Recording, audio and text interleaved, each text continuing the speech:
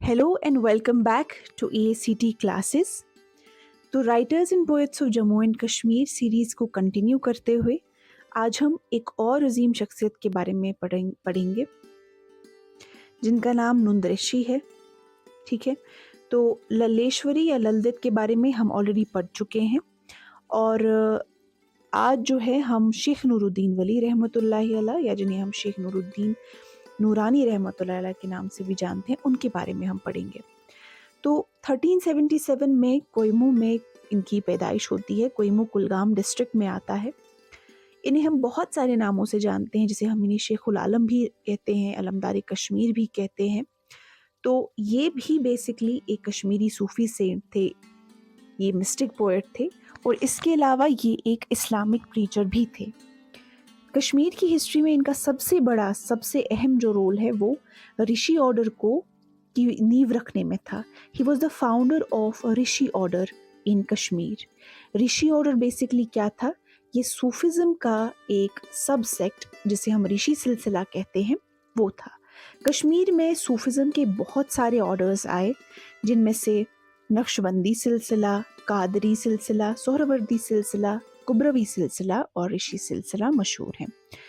तो बाकी जो सिलसिले थे, बाकी जो ऑर्डर्स थे, इनके ओरिजिन्स ईरान थे, सेंट्रल एशिया था, लेकिन ये जो पर्टिकुलर ये ऋषि सिलसिला था इसके लोकल ओरिजिन्स थे।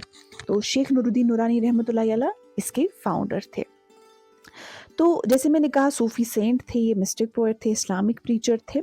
तो इनका जो असर रहा, इन्होंने बहुत सारे स्पिरिचुअल टीचर्स, इन्होंने बहुत सारे सेंट्स पर एक अपना इन्फ्लुएंस डाला, जिनमें हमज़ा मखदूम रहमतुल्लाहि अलैह, रश्मीर साहब आते हैं, शमस फ़कीर साहब आते हैं। हमज़ा मखदूम जिन्हें हम मखदूम साहब के नाम से जानते हैं, महबूबुल आलम, सुल्तानुल आरिफीन भी जिनके हम नाम हैं। रश्मीर साहब, आप में से जो लोग साउथ कश्मीर से हैं वो ज़्यादा जानते होंगे कि रश्मीर साहब या जिन्हें हम रश्मोल साहब भी कहते हैं, तो उनकी श्राइन अनंतनाग के बीचों बीच है। ठीक है, रश्मोल साहब ये भी एक प्रोलिफिक स्कॉलर थे, स्पिरिचुअल टीचर थे और ऋषि ऑर्डर का इन्हें लास्ट जायंट माना जाता है। ठीक है, बहुत ऊंचा मर्तबा था ऋषि सिलसिले की जब तक बात आती है, and in general also, but Rishi order में he is considered as the last giant. ठीक है, तो शम्स फ़कीर इसी तरीके से एक सूफी पोएट थे और ये कादरे सिलसिला से बिलोंग करते थे। तो इन पर भी जो है शेख नूरुद्दीन रहमतुल्लाहि अलैह का एक इन्फ्लुएंस रहा। तो शेख नूरुद्दीन नूरानी जो थे कोयमू में पैदा हुए और इनके वालिद का नाम सलार संस था। सलार संस एक राजपूत फैमिली से बिलोंग करते थे, वो एक हिंदू थे, लेकिन उनका जो है वो कन्वर्ट किए हिंदुइज्म से इस्लाम में और उनका नाम शेख सलारुद्दीन हो गया। इनकी वालिदा का नाम जो था वो सदर दद था या सदर मौज था। ठीक है, और इनके जो ग्रैंडफादर थे शेख सलाहुद्दीन किश्तवाड़ से थे। और इस लेजेंड की हमने कल वाले वीडियो में भी बात की थी, that when he was born he refused to be breast fed by his mother. और जो लल्लेश्वरी थी उन्होंने अपना दूध जो है शेख नूरुद्दीन नूरानी रहमतुल्लाहि अलैह को पिलाया था। इनकी शादी की जब तक बात आती है तो जायदत जो थी वो डाडसर त्राल जो है एक इलाका डाडसर, तो वहाँ से बिलोंग करती थी।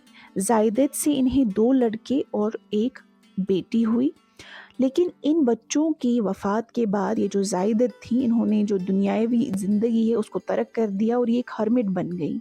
ठीक है, इन्होंने ये वर्ल्ड अफेयर्स वगैरह सब छोड़ दी and she turned into a hermit. Nooruddin रहमतुल्लाहि अलैह की भी उम्र 30 साल की थी जब उन्होंने भी जो था ये दुनियावी इस सारे लाइफ को तर्क कर दिया और उन्होंने कैमू में एक केव है जो कि 10 फीट डीप है, वहाँ पर मेडिटेशन के लिए वो रहने लग गए। वहीं पर इबादत और ज़िक्र व अज़कार में वो अपना वक्त बिताते, ऐसा माना। तो इसके अलावा अब हम बात करते हैं इनकी पोएट्री के बारे में कि कल हमने जब हम लल्लेश्वरी के बारे में पढ़ रहे थे तो हमने देखा कि वो जो पोएट्री लिखती थी उन्हें हम वाक़ कहते हैं। इसी तरीके से नूरुद्दीन ने जो अपनी टीचिंग्स फैलाए और नुंदरिशी ने जो अपनी मैसेज फैलाई, that was in the form of shruks. ठीक है, ये छोटी पोएम्स होती थी जिनमें 4 से 6 लाइंस तक होती और इनका बेसिक थीम क्या था, किसके इर्द गिर्द ये रिवॉल्व करती? So they would revolving around the theme would be about general morality, इसमें रिलीजियस थीम होता, मजहबी जो बातें होती वो होता, हिंदू मुस्लिम भाईचारा जो था उसके बारे में होती। और इनकी एक बहुत ही मशहूर पोएम है अनपोशतिलियल वन पोश, that is food will thrive only as long as the wood survive, कि जब तक फॉरेस्ट रहेंगे तभी तक फूड भी सर्वाइव करेगा, फूड भी लास्ट करेगा, ठीक है। So it will thrive only as long as the wood survive, एक बहुत ही मशहूर पोएम है। तो ये श्रुक्स क्या होते हैं, इसके लिए मैंने एक एग्जाम्पल जो श्रुक की है इस वीडियो लेक्चर के एंड पे दी है। तो एक श्रुक हम देखेंगे कि कैसा रहता है। और कश्मीरी पोएट ललदेद जो थी नूरुद्दीन की कंटेम्पररी थी, और इनका एक बहुत असर रहा इनकी स्पिरिचुअल ग्रोथ पर। कुछ स्कॉलर्स का ऐसा भी मानना है कि वो ललदेद के डिसाइपल थे, और उनकी पोएट्री, उनके जो ये श्रुक्स है, इसको एसोसिएट किया जाता है हिंदुइज्म की भक्ति मूवमेंट के साथ। लेकिन ऐसे कुछ ही स्कॉलर्स हैं जिनका ये मानना है, सब स्कॉलर्स इस चीज़ को नहीं मानते।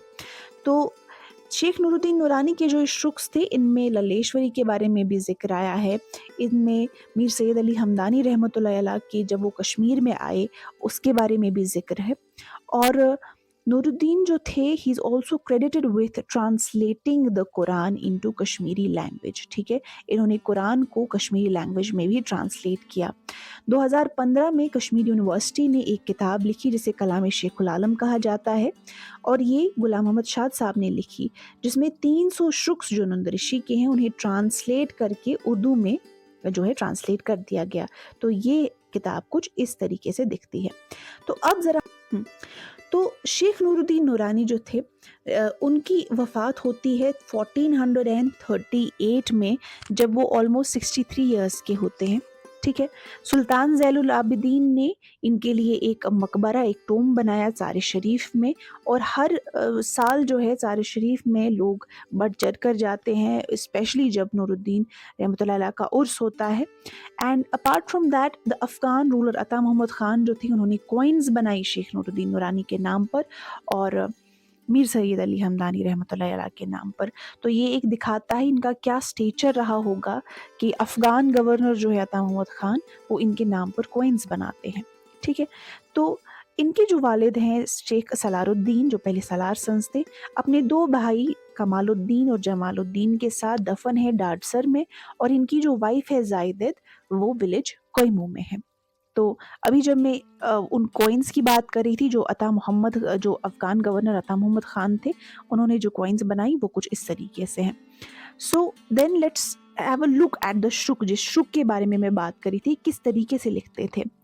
तो ये शुक कुछ इस तरह है कि सुबह फूलते रात गई आधा, सुबह फूलते रात गई आधा, ऐत क्यों रूदुक राधा देत, बांग सलवात कर माल आदा, जन तस्नीने नादा देत। अब इस शुक का क्या मतलब है कि सुबह हुई और रात बीत गई, लेकिन तू अभी मुर्दे की तरह दराज पड़ा हुआ है। ए खुदा के बंदे, नमाज अदा कर ले, क्योंकि नमाज ही जन्नत की कुंजी है। तो ये है शुक, और आप देख सकते हैं कि इसमें 4 लाइन्स हैं, जिस तरीके से मैंने आपसे कहा था। और इनके ऑलमोस्ट 200 साल के बाद इस कलाम को पर्शियन में भी ट्रांसलेट किया गया। बाबा नसीमुद्दीन गाजी ने इसको फ़ारसी में ट्रांसलेट किया। एंड 1998 में कश्मीर यूनिवर्सिटी ने एक इंस्टीट्यूट बनाया जिसे मरकज़ नूर सेंटर कहा जाता है, इन्हीं शेखुल आलम स्टडीज़ के लिए, जहाँ पर साइंटिफिक रिसर्च की गई शेख नूरुद्दीन नूरानी रहमतुल्लाह अलैह की लाइफ पर। 2005 में गवर्नमेंट ऑफ इंडिया ने श्रीनगर का जो एयरपोर्ट है उसे इंटरनेशनलाइज किया, और इसका नाम बदलकर शेखुल आलम इंटरनेशनल एयरपोर्ट रखा गया, ठीक है। और ये ज़ार शरीफ है जो मैं श्राइन की बात कर रही थी, आप में से बहुत सारे लोग ज़रूर यहाँ पर विजिट किए होंगे। तो ये जो है ज़ार शरीफ का इनका टोम्ब है, जहाँ पर इनका बेसिकली टोम्ब है। So that is it. तो hope you like today's lesson. इतना ही। Thank you so much. That is it for today. मुझे उम्मीद है आज का लेसन आपको पसंद आया होगा। तो मिलते हैं आपसे एक और पोएट और एक और राइटर के साथ। So till then, take care and thank you so much. And yes, one more important thing, अगर आपको लगता है कि इस वीडियो को और बेहतर बनाया जा सकता है, तो ज़रूर कमेंट करके मुझे बताइए कि हम इस वीडियो को और बेहतर किस तरीके से बना सकते हैं। And thank you so much for liking my previous video. It really means a lot. आपके लाइक्स जो हैं एक मोटिवेशन की तरह एक्ट करते हैं और हमें और बेहतर करने के लिए जो है वो पुश करते हैं। Thank you so much. Take care of your self and see you soon.